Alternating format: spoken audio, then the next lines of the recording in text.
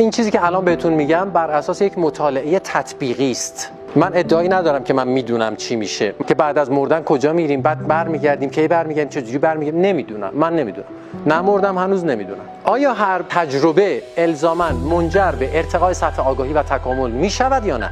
چند نظریه هست که هر کدومشو آدم‌هایی گفتن که اونا از برجسته ترین عرفا و فلاسفه تاریخ بشر هستند، ولی خب نظراشون با هم فرق داره. مثلا یه عده اعتقاد دارن به این که تناسخ وجود داره، یه عده اعتقاد دارن به این که تناسخ وجود نداره، میمیری بعد یا میری جهنم یا بهشت. یعنی مثلا جهنماشون حتی با هم فرق داره، بهشتاشون با هم فرق داره.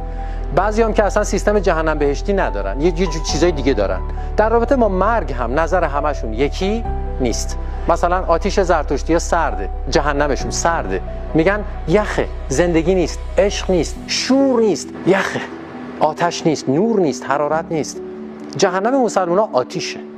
مثلا فرض کنید یه عدهشون میگن که تناسخ نیست، نواسخه یا تماسخه یا تفاسخه یا تراسخه، یعنی نسخ، مسخ، رسخ، فسخ، اینا با هم فرق دارن. مثلا تو یکی از اینا همیشه رو به تکامل هر تجربه، آگاهی هیچ وقت بر نمیگرده، آگاهی مسیرش یه طرف است، رو به تکامل.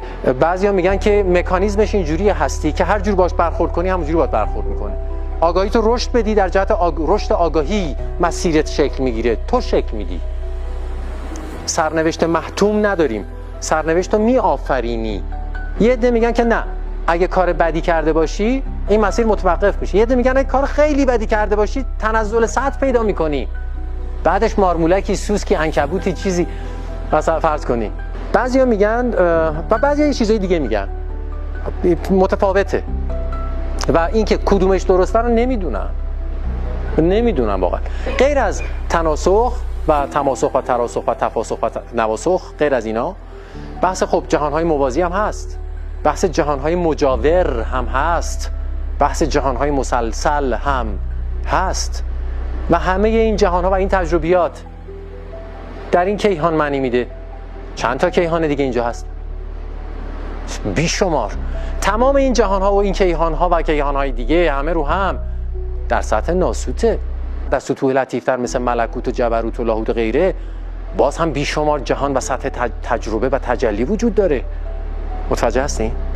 پس تناسخ یه چیز اینقدی کوچولوئه و اینا در تناقض و تضاد با هم نیستن، اینا تکمیل کننده هم هستن و محدودیتی برای هیچ کدومشون وجود نداره.